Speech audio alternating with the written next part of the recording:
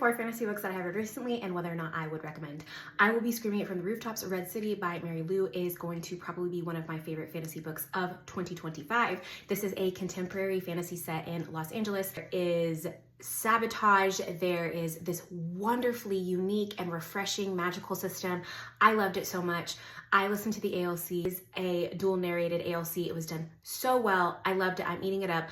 I need book 2 immediately. Savage Blooms by S.T. Gibson. This is an erotic fantasy and it is definitely more character driven. I do think the characters need a little bit more work. It's not as plot driven. There are fantastical elements, but they really aren't brought in until later in the book.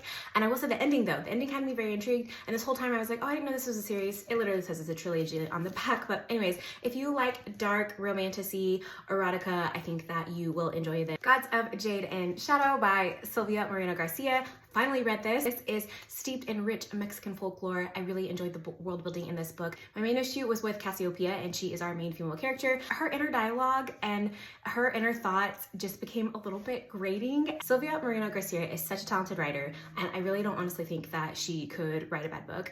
And again, I really enjoyed the world building and their adventures. Just the character work in this book that I was like, ah. Then lastly is The Isle in the Silver Sea by Tasha Sari. This is my first Tasha Sari book. This is a sapphic fantasy. It is about a knight and a witch, and they are always doomed to fall in love, but they are also doomed to destroy each other over and over again. And so our 2 female main characters, we are watching them try to break that cycle. This was so good. It was a little bit confusing to me at times. There's different time jumps and things like that, so I was a little bit confused here and there, but I will say this is a very plot driven book. I would say the romance is obviously prevalent, but it doesn't take over the story. And I just thoroughly enjoyed it. Again, I had the ALC for this. I definitely recommend it. And I just had a fantastic time and I cannot wait to own it.